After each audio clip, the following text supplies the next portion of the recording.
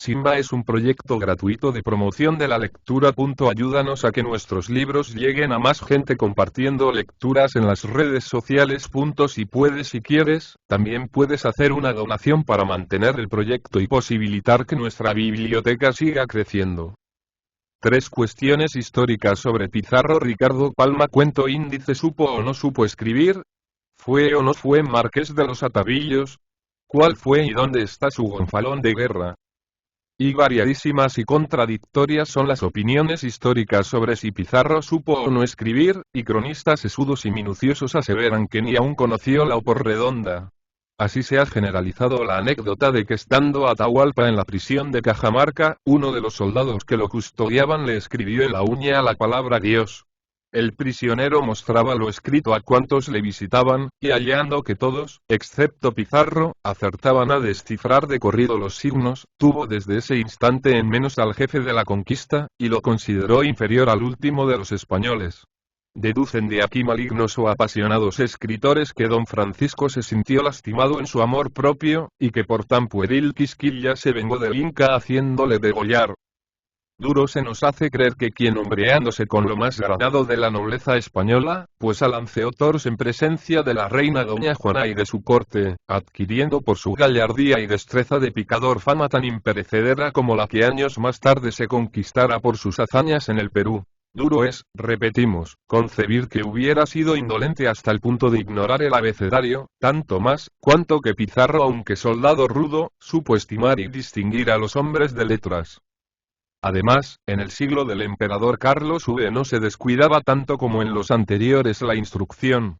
No se sostenía ya que eso de saber leer y escribir era propio de segundones y de frailes, y empezaba a causar risa la fórmula empleada por los reyes católicos en el pergamino con que agraciaban a los nobles a quienes hacían la merced de nombrar ayudas de cámara, título tanto o más codiciado que el hábito de las órdenes de Santiago, Montesa, Alcántara y Calatrava. Una de las frases más curiosas y que, dígase lo que se quiera en contrario, encierra mucho de ofensivo a la dignidad del hombre, era la siguiente. Y por cuanto vos, Perico de los Palotes, nos habéis probado no saber leer ni escribir y ser expedito en el manejo de la aguja, hemos venido en nombraros ayuda de nuestra Real Cámara, etc. Pedro Sancho y Francisco de Jerez, secretarios de Pizarro, antes que Antonio Picado desempeñara tal empleo, han dejado algunas noticias sobre su jefe. Y de ellas, lejos de resultar la sospecha de tan suprema ignorancia, aparece que el gobernador leyó cartas. No obstante, refiere Montesinos en sus Anales del Perú que en 1525 se propuso Pizarro aprender a leer, que su empeño fue estéril, y que contentóse solo en aprender a firmar. Reíase de esto Almagro, y agregaba que firmar sin saber leer era lo mismo que recibir una herida sin poder darla. Tratándose de Almagro el Viejo es históricamente comprobado que no supo leer.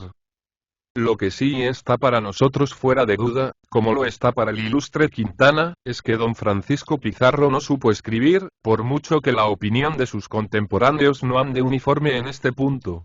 Bastarla para probarlo tener a la vista el contrato de compañía celebrado en Panamá, a 10 de marzo de 1525, entre el clérigo Luque, Pizarro y Almagro, que concluye literalmente así. Y porque no saben firmar el dicho capitán Francisco Pizarro y Diego de Almagro, firmaron por ellos en el registro de esta carta Juan de Panés y Álvaro del Quiro. Un historiador del pasado siglo dice: en el archivo eclesiástico de Lima he encontrado varias cédulas e instrumentos firmados del marqués, en gallarda letra, los que mostré a varias personas, cotejando unas firmas con otras, admirado de las audacias de la calumnia con que intentaron sus enemigos desdorarlo y apocarlo, vengando así contra este gran capitán las pasiones propias y heredadas. En oposición a este, Zárate y otros cronistas dicen que Pizarro solo sabía hacer 2 rúbricas, y que en medio de ellas, el secretario ponía estas palabras: el marqués Francisco Pizarro. Los documentos que de Pizarro he visto en la Biblioteca de Lima, sección de manuscritos, tienen todos las 2 rúbricas. En uno se lee Franxo Piarro, y en muy pocos el marqués. En el Archivo Nacional y en el del Cabildo existen también varios de estos autógrafos. Poniendo término a la cuestión de si Pizarro supo o no firmar, me decido por la negativa, y he aquí la razón más concluyente que para ello tengo. En el Archivo General de Indias, establecido en la que fue casa de contratación en Sevilla, hay varias cartas en las que, como en los documentos que poseemos en Lima, se reconoce, hasta por el menos entendido en paleografía, que la letra de la firma es, a veces, de la misma mano del pendolista o amanuense que escribió el cuerpo del documento. Pero si duda cupiese, añade un distinguido escritor bonaerense, don Vicente Quesada, que en 1874 visitó el Archivo de Indias, he visto en una información, en la cual Pizarro declara como testigo, que el escribano da fe de que, después de prestada la declaración, la señaló con las señales que acostumbraba a hacer, mientras que da fe en otras declaraciones de que los testigos las firman a su presencia. Y don Francisco Pizarro no fue marqués de los Atavillos ni marqués de las Charcas, como con variedad lo llaman muchísimos escritores. No hay documento oficial alguno con que se puedan comprobar estos títulos, ni el mismo Pizarro, en el encabezamiento de órdenes y bandos, usó otro dictado que este, el marqués. En apoyo de nuestra creencia, citaremos las palabras de Gonzalo Pizarro cuando, prisionero de Gasca, lo reconvino este por su rebeldía e ingratitud para con el rey, que tanto había distinguido y honrado a don Francisco. La merced que su majestad hizo a mi hermano fue solamente el título y nombre de marqués, sin darle estado alguno, y si no díganme cuál es. El blasón y armas del marqués Pizarro era el siguiente. Escudo puesto a mantel. En la primera parte, en oro, águila negra, columnas y aguas. Y en rojo, castillo de oro, orla de 8 lobos, en oro. En la segunda parte, puesto a mantel en rojo, castillo de oro con una corona. Y en plata, león rojo con una F, y debajo, en plata, león rojo. En la parte baja, campo de plata, 11 cabezas de indios y la del medio coronada. Orla total con cadenas y 8 grifos, en oro. Al timbre, coronel de marqués. En una carta que con fecha 10 de octubre de 1537 dirigió Carlos V a Pizarro, se leen estos conceptos que vigorizan nuestra afirmación. Entre tanto os llamaréis marqués, como os lo escribo, que, por no saber el nombre que tendrá la tierra que en repartimiento se os dará, no se envía dicho título. Y como hasta la llegada de Vaca de Castro no se habían determinado por la corona las tierras y vasallos que constituirían el marquesado, es claro que don Francisco no fue sino marqués a secas, o marqués sin marquesado, como dijo su hermano Gonzalo. Sabido es que Pizarro tuvo en doña Angelina, hija de Atahualpa, un niño a quien se bautizó con el nombre de Francisco, el que murió antes de cumplir 15 años. En doña Inés Oilas Oyupanqui, hija de Manco Cápac, tuvo una niña, doña Francisca, la cual casó en España en primeras nupcias con su tío Hernando, y después con don Pedro Arias. Por cédula real, y sin que hubiera mediado matrimonio con doña Angelina o doña Inés, fueron declarados legítimos los hijos de Pizarro. Si éste hubiera tenido tal título de marqués de los Atavillos, habríanlo heredado sus descendientes.